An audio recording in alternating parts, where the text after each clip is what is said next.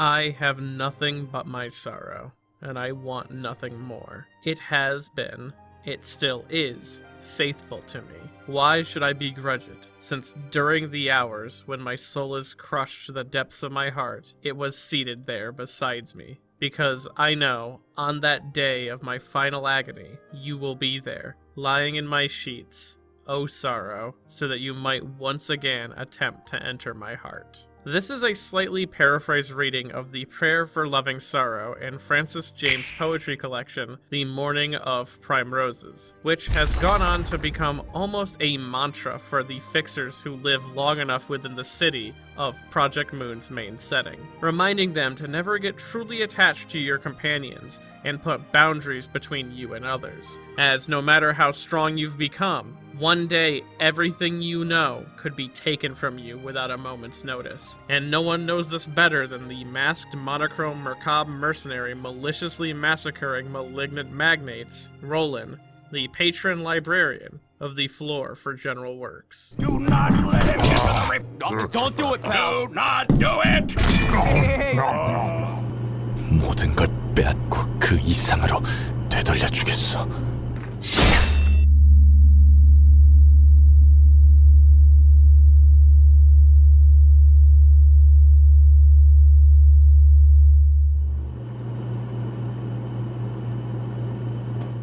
Roland is one of the leading protagonists for the main story of Library of Ruina, being a mysterious but charming individual who claims to be nothing more than a washed-up grade 9 fixer who just so happened to end up within the monolithic megastructure known as the Library while simply on his way to get lunch. But the reality of the situation is that Roland is one of the fiercest destructive forces within the city, a man whose rampage created ripples within the world that changed the fate of many other powerful figures. And his time in the library was mostly spent lying in wait for the right opportunity to take the revenge he so eagerly wished for. Though before we get too deeply into that, let's understand the meaning behind his name and design. Starting first with his design, Roland on the surface may seem pretty simple, being a character with a monochrome black and white color palette, a short ergonomic hairstyle, and a pretty standard two-piece suit without any additional flourishes. Though, while it is simple, it is specifically crafted with a purpose, as he's not only confirmed to be based off of a specific person, that being the Scottish actor James McAvoy, seemingly taking from McAvoy's own photo shoots on the cover of either Esquire magazine in 2007, or from a photo shoot with Mean magazine in 2008, with the Mean magazine shoot matching more of Roland's color palette, while the Esquire magazine matches his more general look. But also, Roland is designed to be purposefully misleading, making him appear very unassuming like most player surrogate characters would be. His suit even resembles the general worker uniform of a newbie Nugget from Lobotomy Corp, meaning that even veterans of Project Moon can come into this game and be slightly fooled by this design. Now, the name Roland, like many other in Project Moon works, comes from a literary origin, this of course being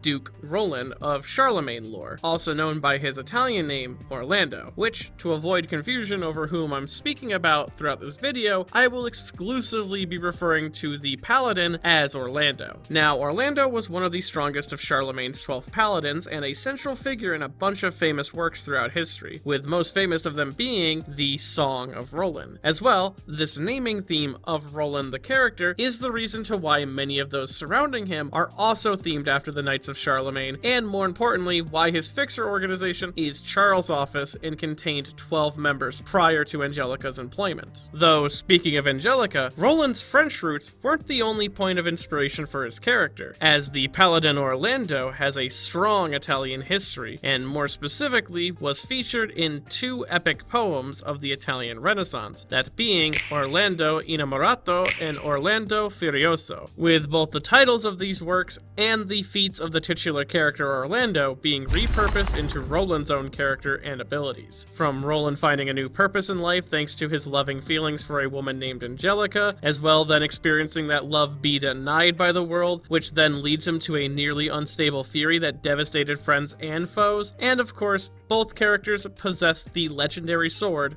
Durandal, which in legend is not only just a holy relic, with it either being a gifted blade from an angel or the tip from the spear of Hector, the Trojan hero. It is also an immensely powerful and fiercely loyal sentient sword to its owner, which would give Orlando the power to devastate entire towns, let alone armies, with a single swing of its blade. It was also this weapon's power that made it a target for those who wished to oppose Charlemagne, and in Ruina's case, Roland possesses a Durandal of his own. Coming from an unknown place, it is his signature weapon from his times as a fixer before the events of the game, and this previous history is seen in both his usage of it during flashbacks, but also because it's the only normal attack page from his own personal deck with a proper name. Roland's history and origins even reflect his literary inspiration, as they were both born into a poor, lower class or peasant-like position, with Roland even being orphaned at such a young age he never even really knew his parents. Though, unlike the paladin Orlando, Roland didn't have a natural-born claim to fame. He had to earn his way out of the slums. As during his times living in the backstreet like one of the rats, Roland eventually came under the care and tutelage of a person who he'd only ever end up referring to as his gran. This woman is all but directly confirmed to be the colored fixer Iori, the purple tier, who would instill into Roland the skills which would make him an above average fixer, which got him started in fixer work at a relatively young age. Though, due to the line of work that Roland would end up taking as that said fixer, he, like most residents of the city, slowly began to degrade in his sense of self. Soon enough, he'd worked so much doing unseemly things for others that he had lost track of what he wanted for himself. Roland losing sight of his personal identity to a more outward social one he created for his career works perfectly in line with Roland's own character's relationship with the psychological concept of the persona, introduced by Swiss psychiatrist Carl Jung, with the name persona coming directly from the name for an actor's mask in a stage play. This term is described as the mask which we create to deal with our own social hardships, while also concealing the true nature of our individual. Roland not only represents this idea in his career as a fixer, but also in his character throughout the whole of the game. But one of the biggest failings of the persona as well is a persona requires a strong ego to maintain control of it, as without that, the person risks fusing with their mask. As Carl Jung describes it, someone without a strong ego risks becoming identical to their persona, making them nothing more than a shallow conformist. Their identity becomes the mask, someone who lives entirely unconscious of any distinction between themselves and the world in which they live in. And as I mentioned, this all but perfectly describes Roland's character throughout a majority of the game, where he would even begin wearing a literal mask to reinforce this connection to the persona, but it also held a more diegetic purpose as well for his character, as Iori taught Roland the importance of keeping his identity a secret, because in the fixer line of work, leaving yourself vulnerable in any ways can get you killed. This is why he wore a perception blocking mask, which is an all-black mask that covers Roland's face and in its entirety, leaving behind nothing but a dark void. He is almost an empty shell while wearing this. The effects of the mask also make it so that Roland appears as nothing more than a passerby in a crowd of noise, or lack thereof in some cases. Though it was this specific lack of self, alongside his own unique set of skills, that made Roland a perfect candidate to be enlisted into the Smoke Wars, which was an organized hostile takeover of the original L Corp, an energy production company which provided power to the city before Lobotomy Corp. This old L Corp was known for being a bit stingy, boosting the prices to the point that other major corps weren't too happy with them, though beyond the size of the energy build, the byproduct of their energy production was also a major sore spot for the city, being this toxic smoke that caused extreme reactions in those who came in contact with it. And these reactions could either be emotional or physical, but soon enough, K Corp, I Corp, and R Corp were all officially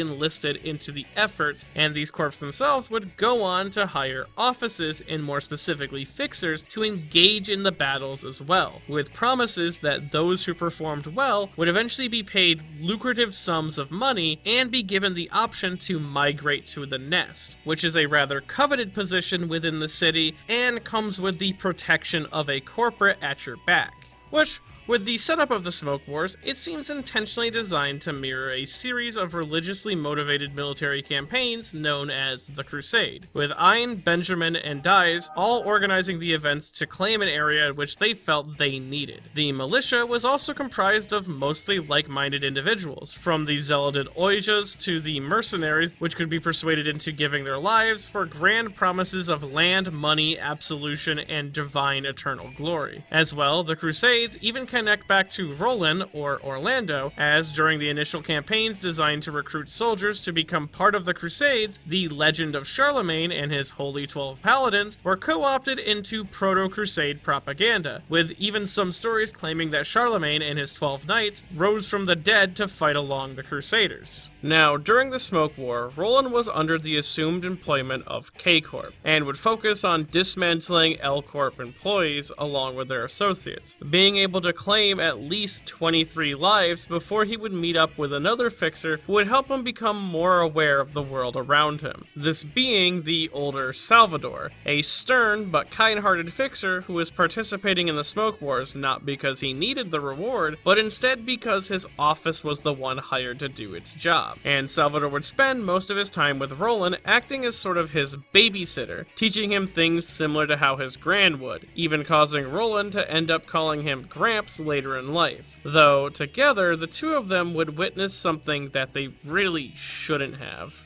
As within the facility of L-Corp was a creature of indescribable horror. The mere sight of it caused Roland to vomit uncontrollably, and the lasting mental damage of its presence would persist long past memory-erasing technology. Though, more importantly, while inside the labs of L-Corp, Roland would also ingest a large dosage of the L-Corp smoke, which helped alleviate ever so slightly his emotional numbness, helping him not only re-experience his emotions, but also allowed room from within his shadow for the seed of an ego to begin to form. Though it was this moment that also brought with it the overwhelming awareness of how the city worked. As, while he never really trusted Corpse before this, he now had evidence to suggest that no matter where he was in the city, he was never going to be truly safe. Even Salvador's presence here was a great example of this, as even though he was born into what anyone of the Backstreets would consider exceeding wealth, as Salvador himself is a nest-born citizen, he still involved himself with the dirty business of the world to stay afloat. As well, Salvador's lessons instilled in Roland the importance of never letting his guard down, which unfortunately would go on to breed a paranoia in the more emotionally vulnerable boy. As now, no matter how much he did, no matter how hard he worked, Roland could never escape the inevitable fate of his profession. The city itself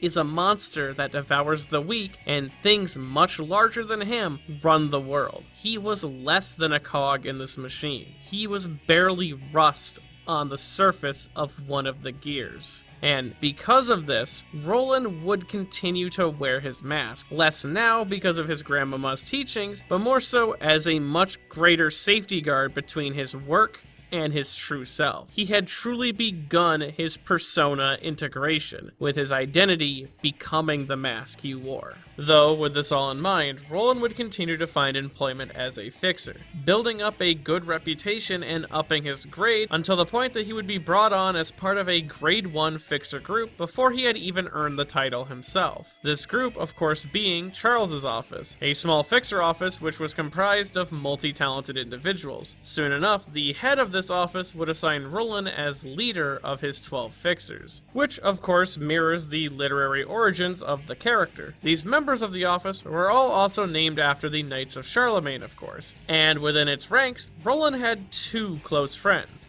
These two being Olivier and Astolfo, which were likely selected to reference the close allies of Orlando, with the two characters even serving similar purposes in Orlando's stories. Firstly, Olivier, sometimes referred to as Oliver, was Orlando's closest friend, advisor, and confidant, someone who was supposed to rein in the powerful knight when he had gone too far, but also support him in his actions, which Olivier describes his relationship with Roland to be quite similar, being Roland's friend friends since they first met, saying that he had gotten along with him better than any other fixer in Charles' office, while also feeling the need to be his partner so that he could rein Roland in during their jobs, as Roland had a habit of jumping into things without thinking, though this wasn't always a bad thing. Olivier even grew to become envious of Roland's energy during their time together, with Roland even saving him a good number of times with his fast thinking, like during their first mission together in District 16, dealing with a culinary urban nightmare phenomenon called the Secret of the Demiglaze Sauce. And then you have Astolfo, who is based on the knight of the same name, which this knight is most notable for their role in Orlando Furioso specifically, where after Orlando goes mad with heartbreak, Astolfo is one of the ones who tries to directly comfort him in his madness, but after realizing that he can't fix him, he travels across the world to find a chariot which would allow him to reach the moon and recover Orlando's sanity, as all knights know that anything lost eventually ends up on the moon.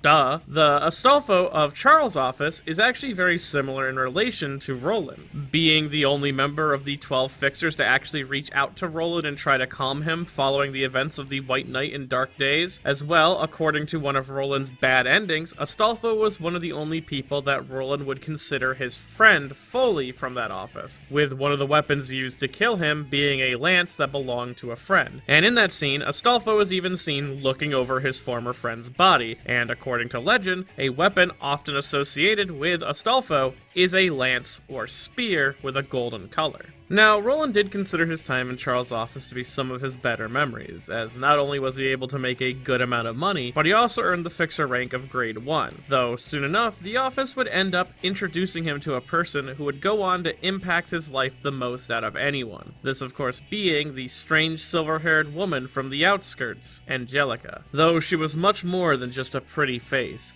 being ranked as a color fixer known as the Black Silence. And it's due in part to her status that she would be partnered up with Charles' office's own leader, Roland, to tackle a particularly difficult job, this being hunting a Star of the City level phenomenon known as a Blood Fiend, with the full title of the being Blood Red Knight. And while hunting the creature, both Angelica and Roland would begin to open up to each other, Angelica revealing not only her complicated and haunting past involving corp experiments and outskirts living, but also genuinely prying into Roland's own history, though she didn't do so out of some desire to find his weakness or mock him, but to truly understand him as a person, which is a feeling that he hadn't experienced before this, as while he had friends, he didn't have anyone who cared for him like she seemed to. And together, thanks to their shared agonies, the two of them became a devastating team, defeating not only Blood Red Knight, but also, in the calm after, Angelica would literally shatter the mask which Roland used to hide his sadness, forcing him out of his shell and allowing him to be genuine with a person for the first time in his life. Roland would come to view Angelica like an angel or savior figure following these events. She had enlightened him to the possibilities of a brighter future despite his darkened, tattered past, and instilled in him a desire to live for himself rather than others, and not to take on the burdens or agonies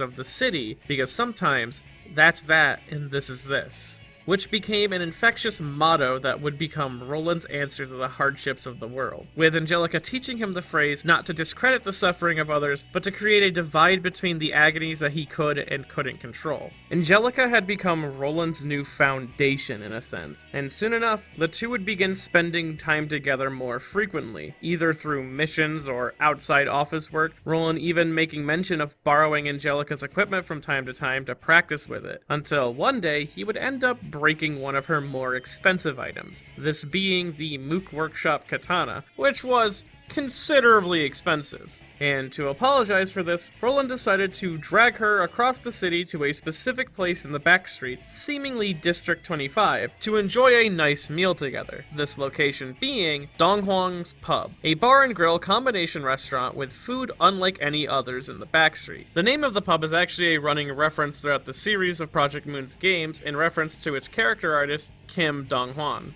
though this whole event just highlights a somewhat understated element of Roland's character, which is he's a bit of a foodie. Not only is it seen in his hobby of cooking, but Roland understands the importance of good food and has a fascination with finding diamonds in the rough throughout the backstreets, like this pub in particular. And it's this element of Roland's character that not only helps flesh out his own familiarity with different backstreets, but also shows his particular taste for quality. We've even seen evidence to suggest that Roland would risk his life before on missions to try out new and interesting food, like with the aforementioned Urban Nightmare tier demi-glace sauce. Hell, Roland even managed to break through the walls of fiction and reality to help bring one of his favorite restaurants into our world. This, of course, being the beloved Ham Ham Pang Pang. Originally appearing as just a sandwich chain that started in District 13's backstreets, whose food quality was so good that it actually improved the mental state of all those around the restaurant. Even Roland became quite a fan of their toasted sandwiches. It would eventually go on to become a real cafe in our world. Located in Suwon, South Korea, with its appearance in-game appearing about 1 month before it would be announced IRL, and thus has become a very popular location for visiting fans, with Project Moon using it to promote their works with many different game theme events, and of course selling exclusive merchandise there.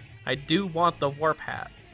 Give it to me. Though, back to Dong Huang's, Roland hoped that the food there would be enough to apologize for the mishap with her sword, but Angelica's interpretation of the events was him indirectly asking her on a date, which in turn resulted in both parties ending up confessing their feelings for each other, with the two of them eventually getting married and building up a savings doing a ton of fixer work. They eventually settled down out of the fixer lifestyle and moved into a comparably spacious apartment in the best neighborhood they could find, this being the backstreets of District 9, as they both believe the more artistic and musical nature of District 9 made it a relatively safe area to live versus other parts of the city. Though Roland, even while retired, continued to work underworld or shady jobs that only a fixer of his caliber was equipped to, like when he intercepted an Incaphelian trade for O-Corp by issuing out a shady contract to its dealer, with the ultimate goal of doing these jobs being that he wished to earn Nest migration papers, so he and his wife could live a much more comfortable life in a better place. Though, after learning that Angelica was pregnant, he made the decision to try to cash in his Smoke War veteran benefits. This way he could move him and his wife into a nest without much of a headache and they could actually retire. Though, in doing so, he was reminded of the grim reality of this world. Because even after all the work he did, all the people's lives he ruined, the corpse did not hold true to their promises, with I-Corp, K-Corp, and O-Corp discarding him without a second thought, changing the contract he signed so that it could deny veteran access after a certain point, leaving Roland without any options. And the happier his life got, the more the looming dread that something or someone could take it away from him began to creep in. Then came the day where Roland received a call from one of his close friends, Olivier, a former member of Charles' office and someone who desperately needed his assistance on a mission in District 25. Roland felt like he needed to help, as well due to Olivier's connections, that in doing this task, he might earn himself some migration papers, so he went to Angelica to ask her if he should go. She then assured him in his decision, telling him that she'll be here waiting for him when they get back. And in strong spirits, Roland departed. And it is during the events of this mission that a glowing beam of golden light would soon erupt from the nest of District 12. This beautiful warmth then drowned out the dreary darkness that clouded over the city. For 3 days, the people of the city experienced a surplus of emotions and enjoyment. These moments were referred to as the White Nights. But just as quickly as the light came, it vanished. And for 4 days, pure darkness clouded the city. This event is referred to as the Dark Days. And it was during this time, down in a crummy underground bar in the rougher areas of District 9, a down-on-his-luck musician would hear the voice of his beloved instrument cry out to him. In this despair, he would begin to smash his body into a piano, slamming his hands and face into the keys over and over again, as his anguish began to be countered out by the euphoric bliss of fusing with his beloved instrument. Until soon, the piano itself began to grow in size, its elegant keys elongated, with the man's arms growing in turn. The patrons of the bar watched on in horror as the more the man played the piano, the greater his body distorted. And this sound eventually took on a physical form as the bodies of the bargoers began to contort into note-like shapes. The music of this backstreets performer now being heard all across the city, and those unlucky enough to be close to the piano itself would be absorbed and melded into the megastructure. This is the first reported case of the distortion phenomenon, known simply as the pianist. And it's this incident that resulted in the death of 80% of District 9's population, with citizens either being dissolved into music-like notes or being fused together with the piano, which, due in part to the apocalyptic nature of this disaster, the Zwei Association issued an emergency response, dispatching their colored fixer, the Blue Reverberation, also known as Argelia, who just so happened to be the brother of Angelica. Though, by the time that Argelia arrived, the pianist had already been dealt with, his arms severed and his body laid slump over his keys, as, assumedly in response to the word about the pianist, Roland had returned home to find it in ruins. And thus he donned his mask and took Durandal in hand. Roland would jump the pianist, ending his performance once and for all. Though, amongst the rubble and ruins that comprised the piano, Roland noticed a familiar body, his beloved Angelica. Her being now melded into the base of the piano, a hand extended out in agony.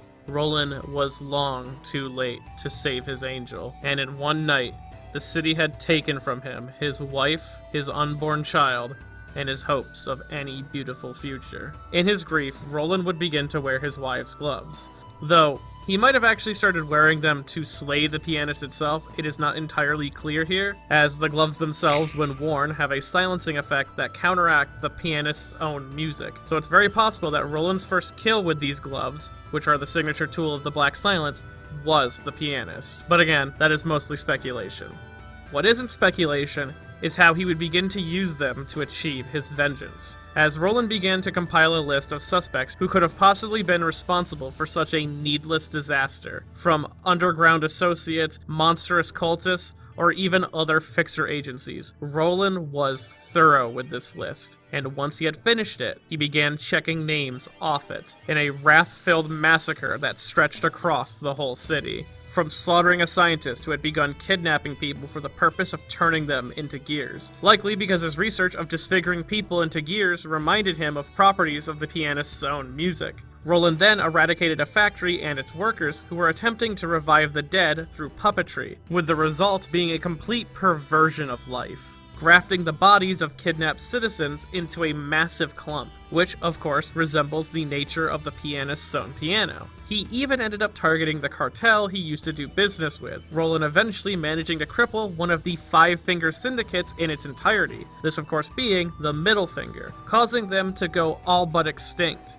Though, his rampage soon became a formless bloodbath, as he just began slaughtering fixer agencies who had nothing to do with him, leaving a countless pile of bodies in his wake, operating the entire time under the guise of his wife's former identity, the Black Silence. And all of these events are in part a direct reference to Roland's namesake, and more specifically, Orlando Innamorato and Orlando Furioso. To summarize shortly, the name of his wife and brother-in-law come directly from the main love interest of Orlando Innamorato, this being the beautiful Angelica, Princess of Cathay, who was known to be a flirt that liked to lure in men and watch them fight over her. She oftentimes would have them battle her brother, Argelia, who was a fierce warrior of his own. Angelica would go on to meet Orlando alongside his allies of Ronaldo and a few other knights depending on which version you're reading, and would have them duel in order against her brother Argelia for her hand in marriage. Eventually, an unsavory third party would mortally wound Argelia, causing Angelica, Orlando, and Ronaldo to flee to her kingdom. Though during the travels there and back, a lot of weird love-related miscommunication would occur,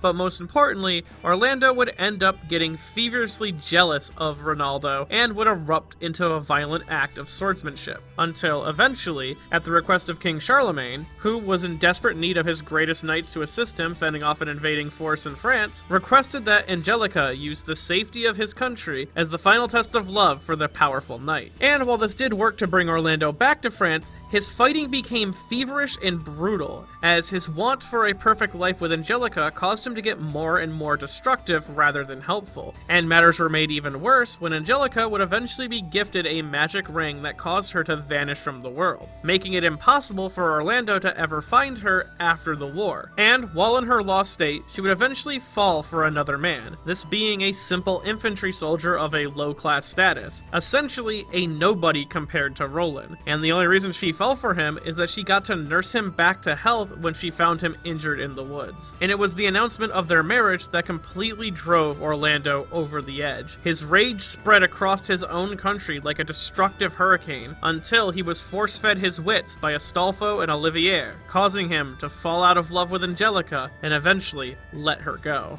And a good deal of these poems can be seen in Roland's love story with Angelica, as she was always the one in control of the relationship, similar in manner to the Angelica of the poems. As well, Roland shares Orlando's confrontational history with Argilia, a brother who he'd have to have defeated in combat in order to win Angelica's hand, with Roland even constantly calling Argilia insulting names and not being very fond of his personality even before he went insane. As well, Angelica is lost to Roland while he is out on an important mission, fighting alongside his fellow paladins for a specific cause, and of course it was a mission given to him by a close ally. Roland is also seen working extra hard at the jobs that he does because he wants to guarantee a beautiful future with his wife. As well, his destructive rampage following the events of the White Knights and Dark Days is comparable on scale to that of the legendary knights, as even other colored fixers of notable skill levels were unsure if they could have even dealt with Roland in his prime if he ever came knocking, as seen in Leviathan during Virgilius' flashback to his one encounter with Roland at this time. And the poem's Rampage is even represented perfectly in Roland's deck, being tied to his own original skill, Orlando, and its strongest skill card,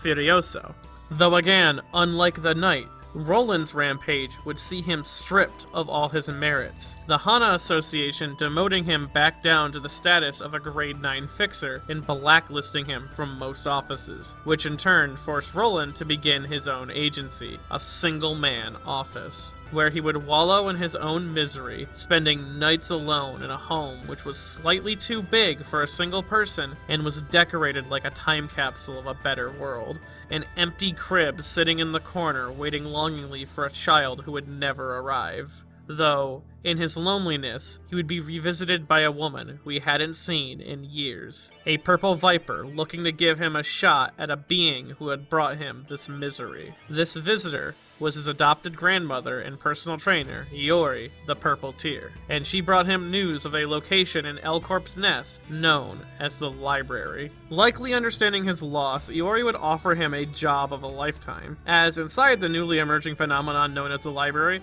was likely the source of his grief, and using her special talents, she could easily get him inside, and from that point on, he would have the freedom to do as he pleased, which means he could eventually decide the fate of the being behind the White Knights and Dark Days. Roland agrees to this idea, and thus begins the events of Library of Ruina. With Roland appearing within the library seemingly out of nowhere, he was soon greeted by a pale woman draped in all black. This was the director of the library and an all-powerful being within its walls. She quickly dismembered Roland with the snap of her fingers, questioning him all the while on why and how he arrived. Thinking quick, Roland began to explain his position through sprinkles of truth, telling her he didn't exactly understand how he got to the library himself, and how he had simply just been in District 13 one second and was here the other. The director, realizing now that he wasn't a threat, reassembles Roland, even giving him a few enhancements of her own, and then offers him employment as a librarian within her walls, introducing herself as Angela, a name which strikes a chord with Roland almost immediately, but he begrudgingly accepts her offer and is assigned as the patron librarian of the floor of General Works, also known as the Keter floor. His job there was to greet guests to the library and fight them to the death, so that they would then become books within the library's shelves and share information of the outside world with Angela, who was in pursuit of the perfect book which could help her become truly human and be able to leave the shackles she was bound with. And thus Roland would begin to bide his time in the library, working for Angela and waiting for the perfect moment to act. And it is in this process that he gets a much more up-close perspective at the underworkings of the city. As well, very familiar to his old work as a fixer, this new job required him to kill a lot of people. From down-on-their-luck fixers with griefs of their own, monstrous phenomena that haunt the backstreets, and old associates of his, such as Oscar, Eugen, and even Salvador. Though none of those he met within the library realized who they were facing, as Roland had hid his face through most of his career, and due in part to the nature of the perception-blocking mask, it made him hard to remember or even notice. As well, throughout the course of the game, Roland avoids bringing up or even mentioning his past without being directly asked about it, as he's trying to avoid blowing his cover by any means necessary. But if confronted on it, he isn't unwilling to share. And because of this, ever so slightly, Angela begins to piece together that Roland is more than he claims to be. As well, while the people of the city would begin dying, the library itself would slowly become a more lively place, as those slumbering within its walls began to slowly spring awake one by one, these all being the returning cast of Lobotomy Corp, the Sephiroth and Abnormalities, with the Sephiroth being reincarnated yet again, though with all of their memories intact and a new assignment given to them by Angela involving the nature of the city and humans as a whole. And together with Roland, they all begin greeting their own guests, quelling abnormalities within the library, and eventually reaching different types of realizations about the city and the nature of Angela's actions as a whole. And it is through these actions that Roland learns that Angela is directly responsible for the distortion phenomena, and in turn is the person who killed his wife. And it was all due to a tantrum that she threw at the end of Lobotomy Corp. With this, Roland now knew his target fully, but he couldn't do it until the right moment. Partly because, as she was now, Angela was unkillable, so he needed her to become more human. But also, he wanted to know her reasonings for why she did what she did, and what she planned to do after she was successful. But most importantly, he wanted to snub her right before she had achieved her true happiness, delivering her a death full of the suffering that she had indirectly inflicted him with, one that he felt she fully deserved. So Roland continued to wear his mask, the personality of a cool-headed and quippy fixer, someone who just let go of all of his problems, because sometimes that's that, and this is this. Though, the longer he worked for Angela, the more her story became prevalent to him, seeing the reasons behind her emotional outbursts, learning the full history of her cursed existence which led to literally 1,000,000 years worth of suffering that she could do nothing about, and eventually she would be discarded to the wayside by her creator and expected to just lay down and die after serving her purpose. All feelings that Roland had become all too familiar with himself. Angela and him weren't too different. He could even say that he considered her his friend after a while, and the two of them would begin growing more and more comfortable with each other's presence, Angela eventually referring to him by his name, and Roland sharing with her his own history. Though, alongside getting to know Angela, Roland would get to know the other patrons of the library, with 4 of them mattering the most to his story in specific, these 4 being Tiphereth, Gebura, Chesed, and Binah, all with personalities that conflicted or retroactively redefined Roland's own personal values. So let's begin with one of my personal favorite of the Sephiroth, Tiphereth, who gains her name from the 6th branch of the Kabbalic Tree of Life and is a representation of spirituality, compassion, and the balance in oneself. Described as delightful and glorious, the Tiphereth is a beacon of light that is represented greatly in her character, as she is someone who, while openly aggressive and, for lack of a better word, tsundere, is still one of the most level-headed of the Sephiroth, being the first person in the library who Roland meets that isn't openly hostile towards Angela after the ending of Lobotomy Corp. Not because she isn't angry though, but because she isn't able to fully blame Angela after learning her story, and saves her judgment on Angela till after she has made her final decision on what she'll do with her life. She even doesn't hold it against Angela for puppeting them within the library, as Angela is simply doing to them what Ein did to her, if not being more charitable by not treating the librarians as expendable. Though, this more positive outlook of Tiphereth doesn't seem to come from blind optimism. Instead, it was developed through the pain she suffered due in part to the events of Lobotomy Corp, watching helplessly as her brother was killed and revived over and over again.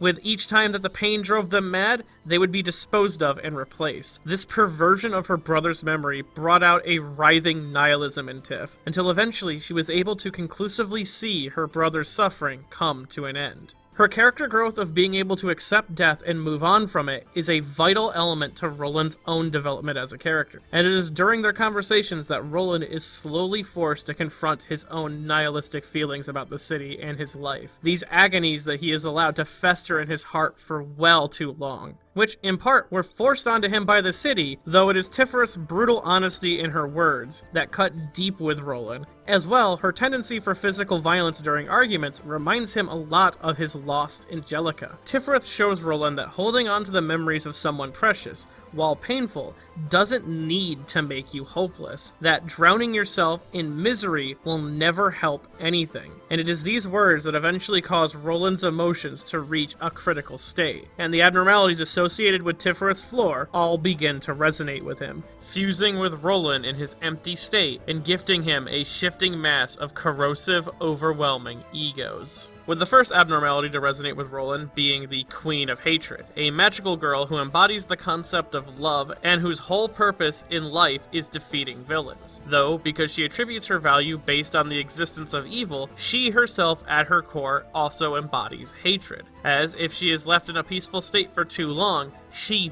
will slowly begin to question her very purpose in life until she reaches the conclusion that to justify her existence, she needs to become a villain for others to fight. Her love essentially drives her mad, which are elements that are directly relevant to Roland's own journey for a purpose and how when his purpose was stripped away from him, he became an uncontrollable monster. Next, Roland would vessel the Servant of Wrath, the only one of the magical girl abnormalities to not make an appearance in Lobotomy Corp's main game, but instead would appear in the comic side series Wonder Labs. Servant of Wrath, much like the other magical girls, believes that there is an importance to fairness and balance in the world, though eventually found the courage to reach out to others to trust them, but after being manipulated by a sinister figure who stole everything from them and thus turned those they loved into puppets, they lost themselves to rage and hunted the hermit in a beast-like state. Roland embodies this abnormality in so many ways, some that I haven't even mentioned yet, but more importantly, one element of Servant of Wrath's story in Wonder Lab is the relationship with an employee named Biozi, who believed friendship was a mutual exploitation of one another, which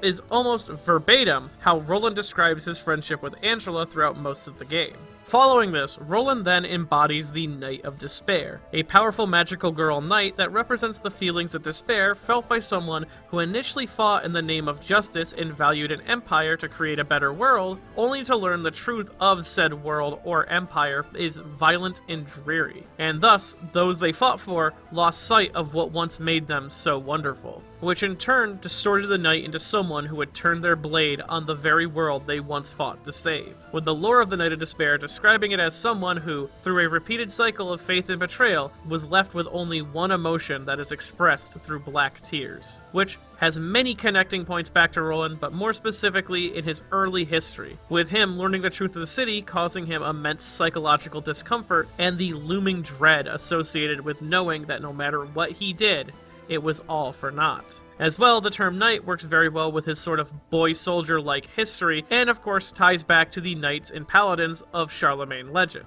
And then finally, Roland has the King of Greed take shape in his body, the final of the magical girls, and someone who represents the idea that happiness is rooted in greed and will eventually become an all-consuming sadness thanks to the nature of happiness being unquenchable. And her powerful, all-consuming view on happiness is reflected in Roland's own mindset, as he doesn't believe that there's any true way to become happy anymore, instead choosing to seal himself off in a cage of his choosing, much like how the King of Greed seals herself off in a massive chamber of amber, though both of these cages are very capable of becoming terrifying beasts. Though once all 4 phases of the boss rush have been completed, Roland's ego will take its true shape, this being the Ruina original, Jester of Nihil, an embodiment of nihilism and the belief that life itself has no value. More specifically, it's a boss fight that encapsulates Roland's mindset throughout his life up to this point, including his connection to the mask of the persona, as the Jester of Nihil is literally wearing the type of mask that inspired the word. Also, this form in which Roland takes is supposed to represent of both the Fool in the Tarot set, but also the Trump card or Joker from a deck of playing cards, as not only is it a common motif for Roland as a character, but also works in line with the magical girl's own playing card suit theme. His role as the Joker also gives him control over the negative aspects of the magical girls, with the Joker being literally a trump card, trumping all of their achievements, with them all appearing on his side as hollow shells of what they were supposed to represent. As well, his screen text reflects Roland's own feelings on the uncertainty and trauma inflicted on him by the city, though as the fight progresses, Tiphereth and her assistants remind Roland that it is through the pain that these magical girls represent that allows them to become better, as in defeating the shells of Niall's summons, the assistants of Tiphereth can embody the positive feelings created by these agonies. Soon, greed returns to happiness, hatred dissolves into love,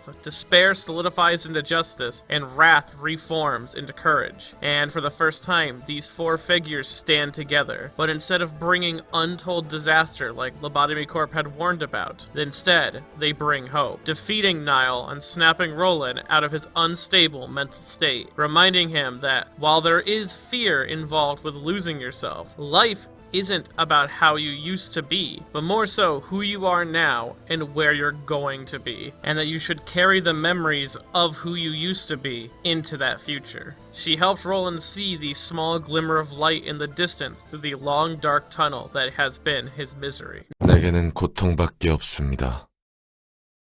그것 말고는 아무것도 바라지 않았습니다. 고통은 내게 충실했고 지금도 변함이 없습니다.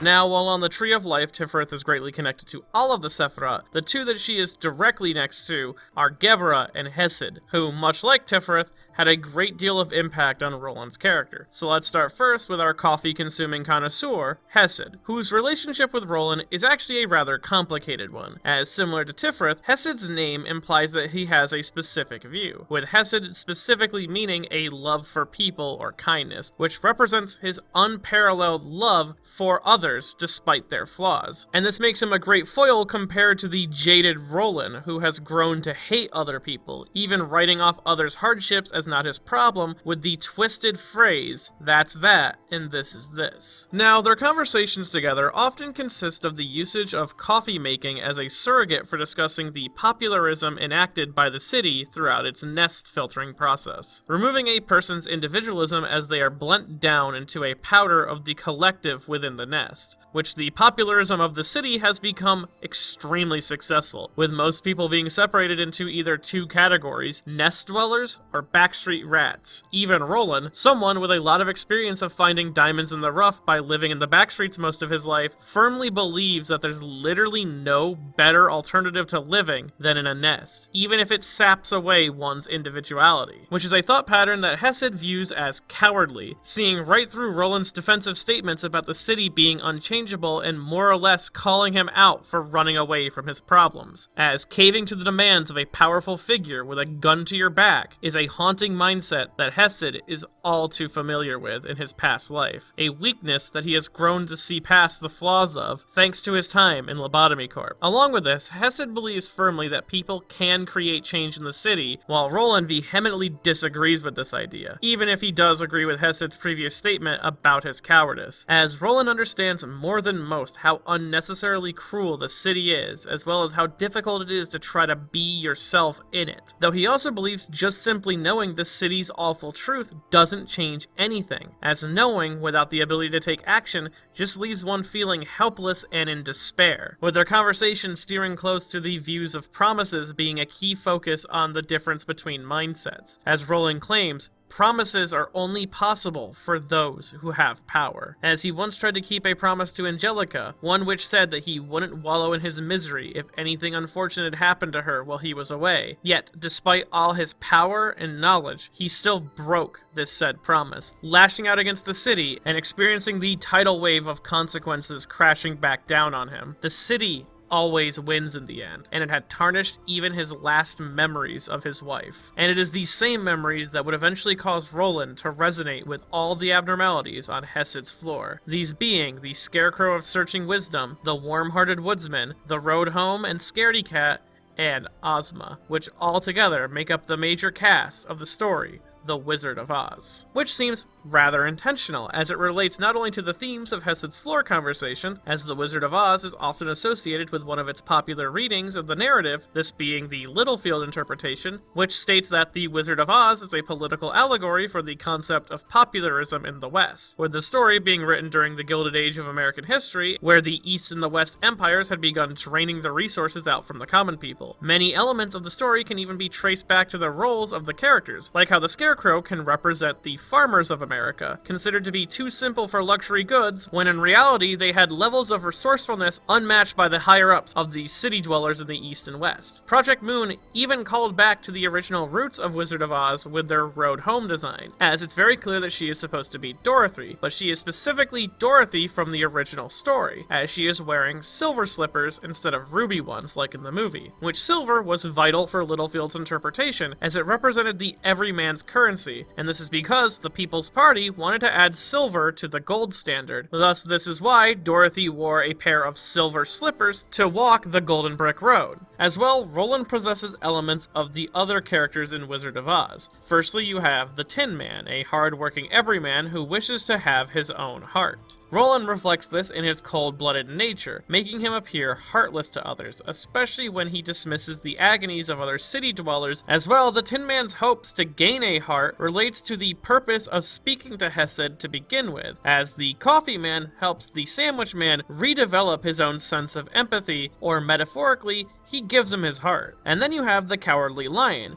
an extraordinarily powerful figure who's too scared to do anything on his own, which is reflected in the fact that Roland is a considerably strong fixer who still chooses to play by the rules of the city, as he's too scared of the repercussions of what would come if he ever did act on his own. He doesn't yet possess the courage to protect others. As well, you have Dorothy, who relates to Roland in a lot of ways, some that I can't get into too directly, but she is someone of a somewhat simple upbringing who suffers from a life-altering event which is brought on by a force of nature, this of course being the tornado that destroys her home, scoops her up, and leaves her alone in the big scary world of Oz, which has obvious correlations that I don't think I need to re-mention here. You could also read Dorothy's meeting of both the Wicked Witch and Glinda as his encounter with both faces of Angela, though, much like Dorothy reminding herself that there's no place like home, eventually Roland's own desires are what helps lead him to a place that he can then call home. Though, once all the characters are dealt with, Roland then becomes the embodiment of the city itself, taking on the ego of the False Throne, a representation of both the Emerald City from Wizard of Oz, but is also a great example of the city itself.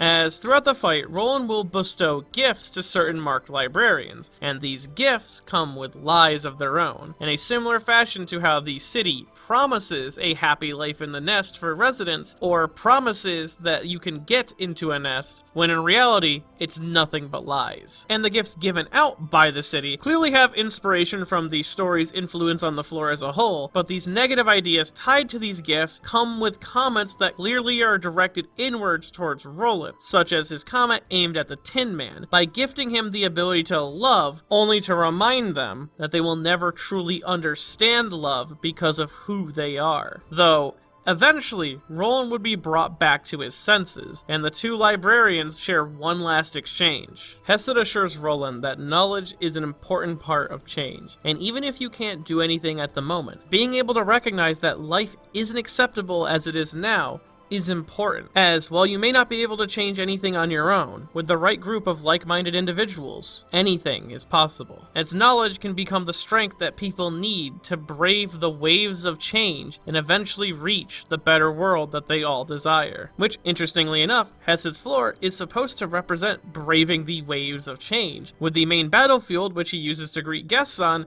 being a massive pirate ship. 내 영혼이 심연의 바닥을 헤맬 때에도 고통은 늘 곁에 앉아 날 지켜주었으니 어떻게 고통을 원망하겠습니까?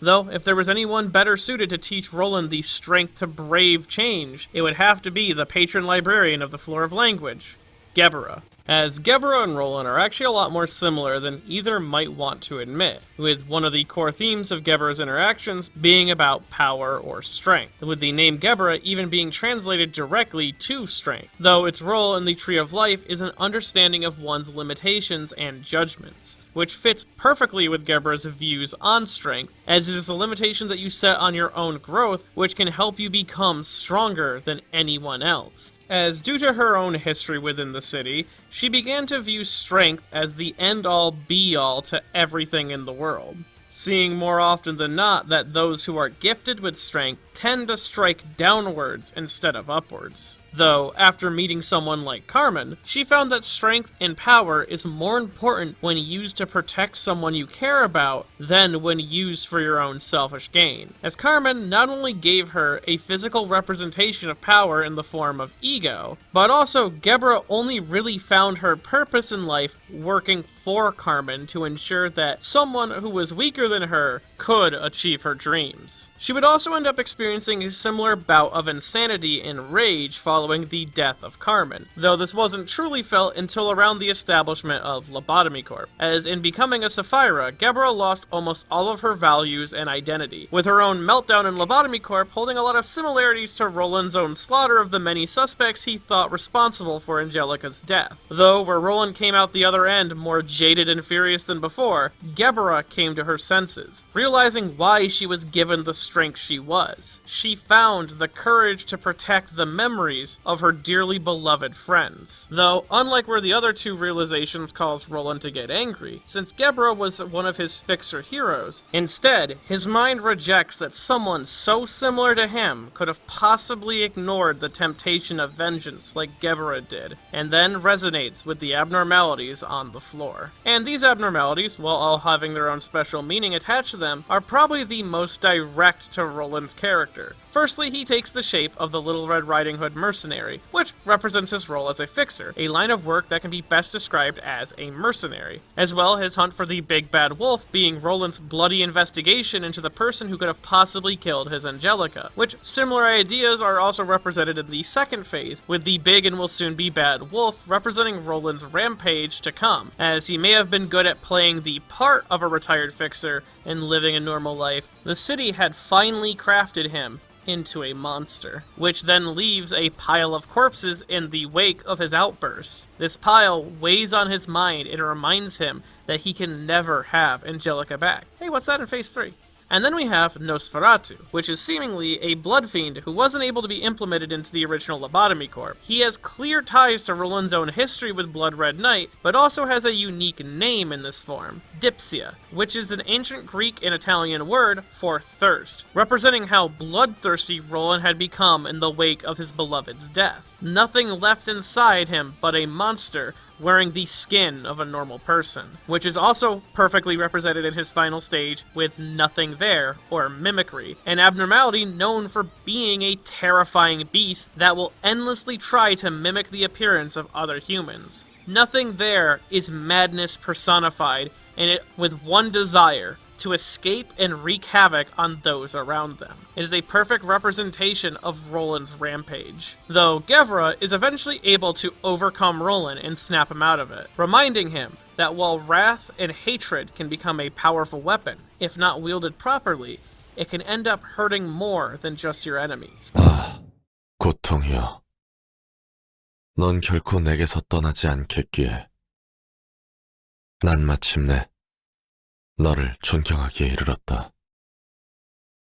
Then finally, resting just above Gebura in the Tree of Life, is the last of the Sephiroth, which Roland needed to interact with, this being the former head assassin turned tea-sipping grandma, Binah. A previous arbiter for A-Corp, she is a living human experiment with remnants of multiple singularities built into her biology, and she was all too familiar with the nature of the city and the people in it, even making it clear that she sees right through Roland's act out the gate. She knows full well that he is here by his own will and is waiting to seize an opportunity, which works quite well with Binah's own role in the Tree of Life, being the wisdom of a lived life, as well as the ability to understand one's purpose. As well, Binah can work as an unavoidable mirror which reflects only the truest parts of oneself, and this aspect of her is reflected directly in her conversations regarding the agonies of life and how Roland may blame the city for his agonies, but he is just as responsible for his own state of mind. Though the longer he talks with Binah, the more his heart resonates with the abnormalities on her floor, all of which represent the wings in one way or another, or more specifically, the city as a whole, as these birds keep to their nest and bring forth despair in their action. Though, unlike the other abnormalities that Roland has resonated with, the birds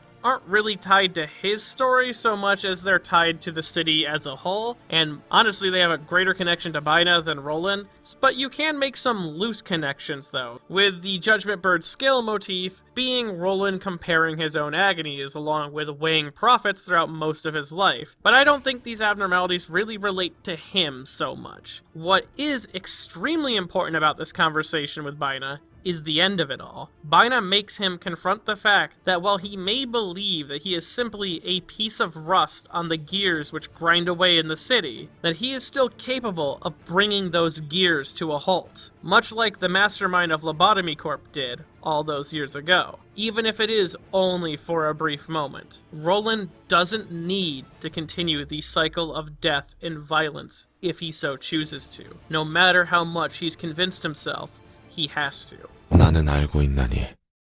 내가 죽음의 자리에 드는 날에도 너는 내 마음속으로 깊이 들어와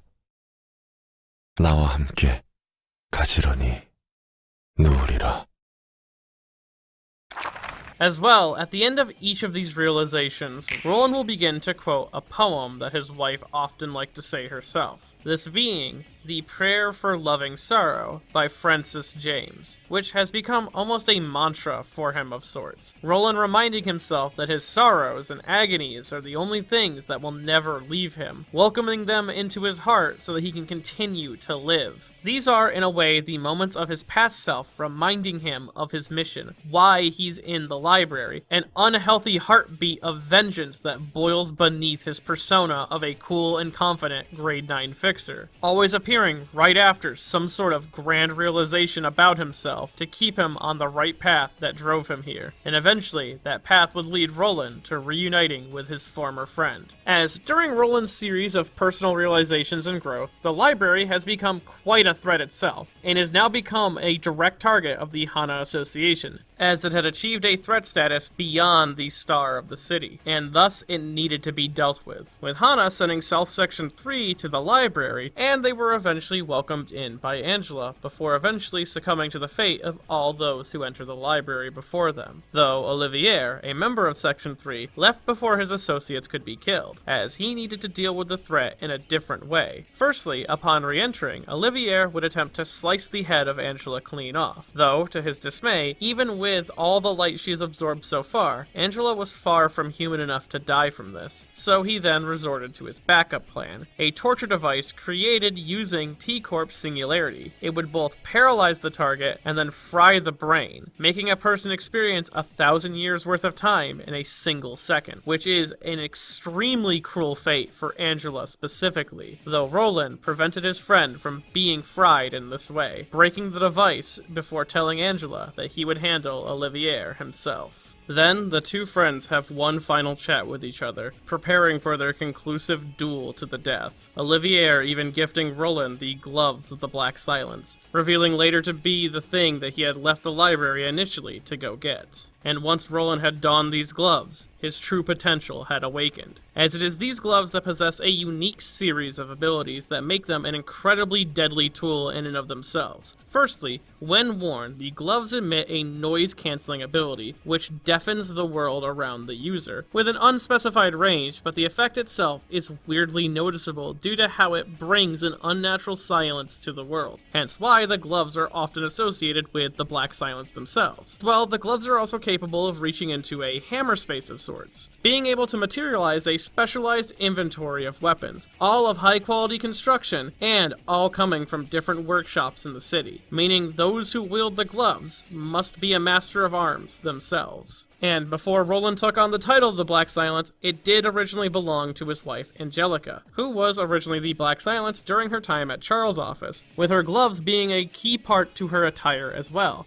And the game and design documents make it clear that Roland was never actually officially declared to be the Black Silence, but he does resonate with the identity, meaning that even though the Hana Association may never have given him the rank, Roland is the Black Silence. And in turn, the player even gains the ID of the Black Silence, which contains the specialized trait Orlando, clearly a callback to his name's origin. And from this point on, the player can utilize Roland to his full potential, as this ID comes equipped with a specialized series of pages that match up with all the workshop tools in his inventory void. So I thought it'd be interesting to go over each of them. Firstly, you have the only weapon which Roland explicitly added to the arsenal of the Black Silence, this being the previously mentioned sword, Durandal, which of course ties back to Roland's own namesake and I covered earlier in the video. And then you have the tools of Atelier, this being a pair of powerful handguns that then can transition into a large ornate rifle called the Atelier Logic, as well as a pair of daggers called the Crystal Atelier. These are both weapons that may have been created by Yore of Distortion Detective fame, though the term Atelier translates to workshop, but also is attributed to a certain quality of said workshop, and Yore claims to only sell to unique individuals, so it makes sense that she might have sold this sort of weapon to a colored fixer. As well, we see elements of the Atelier's logic during the events of the game with the bullets used by Full Stop Office. Next, we have the Zelkov Workshop, which is two specific weapons which Roland's wife was demonstrated to use quite often in his flashback, as it is a combination of a mace and battle axe, with the name Zelkov Workshop implying that they were more northern made, given that Zelkov is a Russian word. As well, the word ties back to the genus of a specific oak tree, which might be why the weapon is an axe head, but it is just as likely that the Zelkov Workshop created both weapons. Then you have the Old Boy Workshop, which is a massive hammer that Roland produces from his palm. The weapon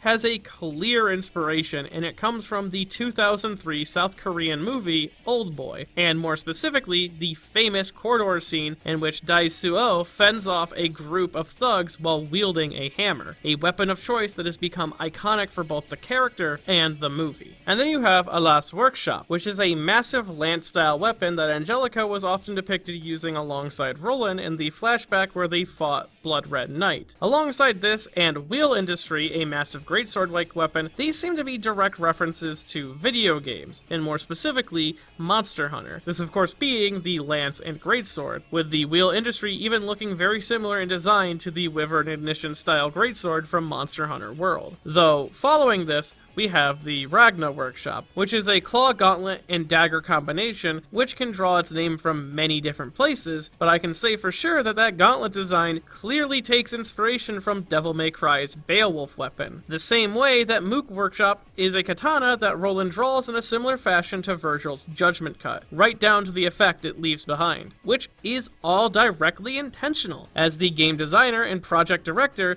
Lee Yumi describes. For Roland's combat pages, I drew inspiration for their presentation from the combo attacks in Devil May Cry, a game series I am a fan of. A huge thanks to the artists who got the staggering amount of poses done for Roland the Weapons Master.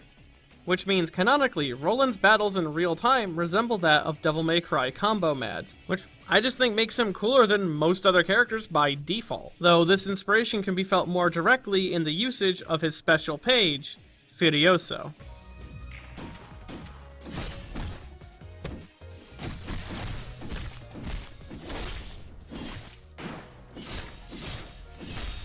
And using the full power of the Black Silence, Roland slays his longest-lived friend, returning to Angela now, prepared for what's to come, before a knock at the door of the library disturbs everything, as, all throughout the story of Runa, Argilia, the brother of Angelica and colored fixer in his own right, has gathered a group of like-minded individuals who have all distorted in one way or another, with plans of claiming the library and its light for themselves. And amongst the group is a good few people who Roland has had a long history with, as he is the reason they ended up distorting in the first place. Firstly, you have Philip, or the Crying Children, which is the most recent victim of Roland's road to revenge, Philip has met with the Librarian multiple times throughout the story of the game, and each time his mind has been shattered in a new way. Though, technically, he isn't a direct victim of Roland in the same way that the others are, I just felt it was important to mention him first, given he's the one we follow the closest throughout the story of the game. Then next you have Aline, the Church of Gears cult leader and daughter of the scientist who abducted people off the streets to turn into gears that Roland killed during his rampage. And then you have the powerful wolf-like woman, Tanya, who used to be part of the Middle Finger before Roland completely devastated that entire syndicate by himself. As well, you have Pluto, the man that Roland screwed over with his cleverly worded contract that would eventually result in him becoming Yesterday's Promise, a distortion which can essentially use magic via contracts. There's even Bremen, who you can sort of tie back to Roland's own actions back in District 9 when he killed the pianist, though they aren't all that closely connected to Roland. Yet they each all possess a grudge to bear against the world because of Roland's actions. He could be seen as the turning point in each one of their lives that led them to distorting. So in a way, he is just like Angela was to him for these people. Though, most importantly of this group is Blood Red Knight, the distortion that Roland and Angelica killed prior to the events of the game by at least 10 years, and her partner, Jehan, the puppeteer, the scientist which Roland destroyed the puppet-making facility of. And these two together have unceremoniously revived his wife's body and turned it into a puppet. All thanks to the request of their leader, the psychotic blue reverbation, Argilia, who, alongside crashing through the library, begins to reveal Roland's whole scheme to Angela, stating loudly that his appearance in the library was no coincidence, and that he had plans for Angela that he wasn't directly sharing, even making it clear to Angela that she was directly the reason for Roland's suffering. Though before his cover could be blown completely, the library as a whole receives its new series of guests. And one by one the ensemble crumbles, with even Roland conquering Argilia, having the fated duel that their literary inspirations never quite got to have. And soon after, Angela's finish line was in sight. And because of that, Roland decided to make his move now, before it was too late. He stood before Angela and explained to her his reasoning. And seeing now, at the very end, she hoped to release herself alongside all abnormalities and librarians within the library onto the city under the guise of seeking freedom from her restrictive life before this, he knew he must eliminate her, as she had proven herself to be a monster like all the others in the city. Just another dime a dozen sob story. But yet,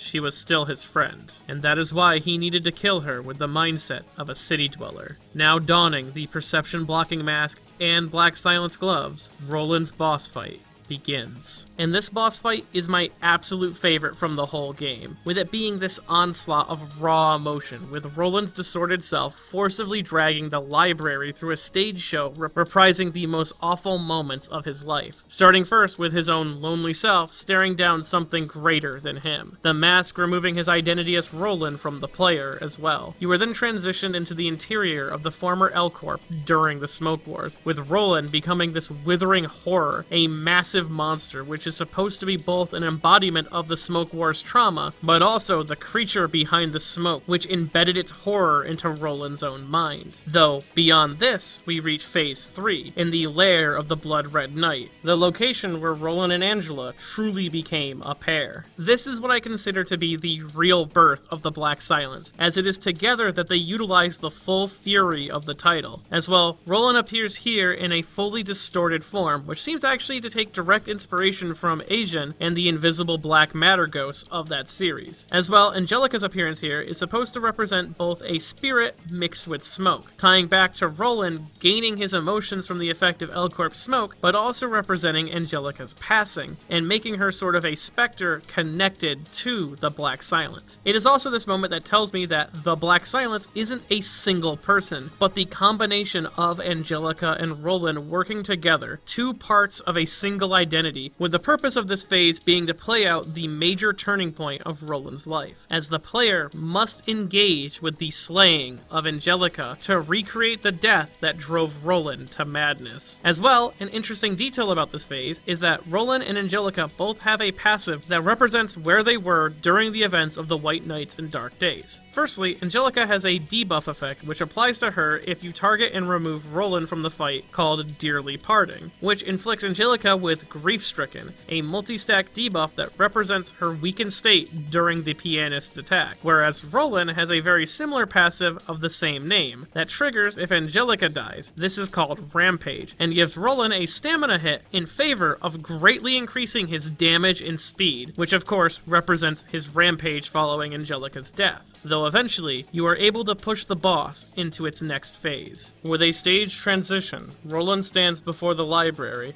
in a gray landscape of destruction, likely representing the state in which he wished to leave the city in. This stage of the fight represents the beginning of his rampage alongside the time he spent in the library, with each card in his deck comprised of memories of time spent in the library, all the people that he's killed, all the friends that he's slaughtered, all in pursuit of this goal. Though the most standout card in this deck is one not tied to his time in the library, these being Scream and Furioso, as it depicts possibly the most devastating moment in his life. The moment he found Angelica's body fused to the piano, a single bloody hand hanging limply from it. As well, with this transition into the next stage of the fight, you are greeted with Roland's boss theme, Gone Angels by Project Millie, and it is a masterpiece in and of itself. Not only do you have the tragic irony of the only instrument of the song being a piano, which feels very intentional, as you only hear the song after reenacting the death of Angelica in the phase right before this, but also the lyrics of the song depict a dialogue between Roland and Angela, repeating not only his whole motivation for wanting to kill Angela, but also showing signs of his grief and hesitation in this decision.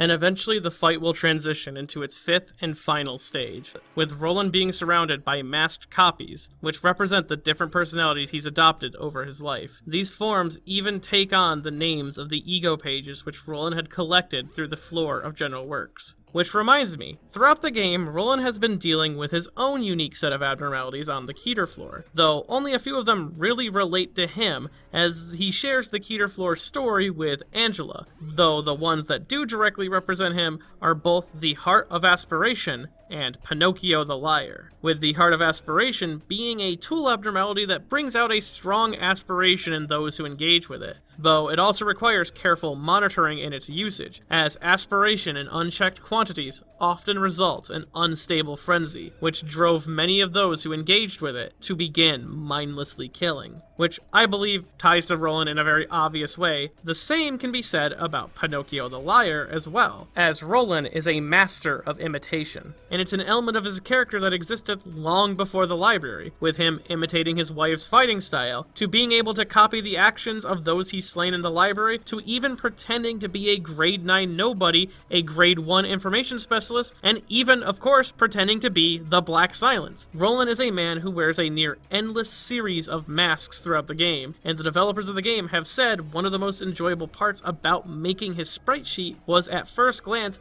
you could see him as the nothing nobody rookie that he claimed to be. But then looking back at them, it's very obvious to see how these sprites also represent him holding back. Roland is constantly pretending, building up a mask full of lies, though you could also describe Pinocchio's desire to be a real boy as tying back to Angela as well, which, speaking of shared abnormalities, Bloodbath is the first abnormality fought on the Keter floor and likely the first one fought in the whole game, and it shares a spot in both Roland and Angela's heart, as is an abnormality that can represent the overpowering sorrow which tries to drag you deeper into your despair, and those who know the significance of that bathtub understand why it relates to Angela, but also the action of letting your sorrows drag you deeper into despair is almost exactly why Roland keeps rephrasing the prayer for loving sorrow. Though, soon enough, the library would bring Roland's rampage to a stop, and sitting in defeat before his friend, Roland accepts his death, encouraging Angela to take his head and obtain her freedom, or else he would take hers. Though, after a series of revelations on her own, Angela chooses to spare Roland, believing that someone, needed to bring an end to the vicious cycle of death which created both of them. As well, she didn't want to kill in order to become free. Realizing her desire for freedom came from a person long since lost to Mos. Angela, the artificial intelligence that was in charge of Lobotomy Corp, and Angela, the director of the library, have become two separate beings throughout the journey of this game, and thus, she owes her former self nothing, making her first real free choice since obtaining the light. And it's this decision by Angela that is initially seen as a direct insult to Roland's life up to this point. In a similar way to how he viewed Gebura, Roland seeing someone who suffered with so much being willing to throw away their desires right at the finish line, he couldn't follow their decision making at all. And every insult he hurled at her was filled with the feeling that if she could do this, why couldn't he? Angela then chose to make herself vulnerable, asking Roland nicely to lay down his grudge against her as well. Not out of mercy, but as a kind request from a friend, as she needed someone to watch over her as she finished redistributing the light throughout the city. And this action would also return everyone who has been killed in the library back to the city and fully healed, effectively undoing her whole impact throughout the game. Though, to truly complete this mission, she would need to vanish from the world itself, like she was originally intended to do by her creator. And Roland, now with the goal right before him, remembers back to the realizations that he's experienced throughout the library. How Tiphereth absolved him of his nihilism, Chesed taught him the importance of knowledge, Gebura showed him the purpose of strength, and finally, Binah made him realize that even the smallest stain can create change. Roland chooses to respect his friend's wishes, and steps out of the room, leaving Angela to absorb the light and redistribute it, which is an element of Roland's character that works as the final conclusion to his connection to the Jungian persona. As in doing this, he experiences an antiadromia, or the extreme awakening of a powerful ego to counterbalance a life spent living as a persona. He no longer requires his prayer for loving sorrow, or the motto of his beloved Angelica. He is a new person with a new purpose for life. His dear friend and director of the library, Angela, which the development of his new self is fully felt in the moments where the light is released across the city. As while Angela is distracted dealing with her own final realization, the first few beings to awaken from their book-like state is unluckily the ensemble of sickos, with each of them fully distorting into their new complete forms. Now with their newly gained power, they wish to steal the light from Angela, though now rejuvenated by his decision, and with his mind clear of all agonies, Roland steps up to protect his friend. Though the most important detail about this scene is that as he steps in, he willingly removes the mask which has been his entire world for his whole life. And this is the first time that Roland has actually removed the mask himself, as Angelica had to shatter his mask, forcing him out of the shell. In this moment, Roland is choosing to become Roland. He then leads the charge against the ensemble, crushing their forces within the 7 days it took to spread the light throughout the city. Though, in the final moment of the process, Roland notices Angela's form had begun to fade, and if he didn't act quickly, she too would be another angel claimed by this city. It is in this moment that the voice of Iori rang in his mind, reminding him that he's his own man and he can make his own decisions. And for the first time since Angelica, Roland chooses to go with his heart, damning the consequences, and pulls Angela from the light, disturbing not only the process which distributed the light, but also the people inside the books to the city. Roland didn't care about this. He wanted to ensure his friend's safety over the rest of the world. And after saving Angela, Roland would jump in at the last second to cut down the last bit of baggage from his old life. His insane brother-in-law, who after seeing the light being released in such an unstable way, damns both Roland and Angela, only to leave himself open to the Alias workshop, finishing the freak with his sister's own iconic weapon. As well, this weapon can in fact tie back to Argelia and his legend, as the spear or lance of Argelia is an item acquired after Argelia's death in Orlando Furioso, and thus I feel finishing a character off with a spear that is seemingly supposed to represent his connection to the lore is quite poetic in its own right. And when the dust settles, Roland stands before his friend again. With a new lot in life, he hands her the to-do list that they had written up during the events of the game. And thus, the sun sets on their emotional journey together as they begin to repair the library.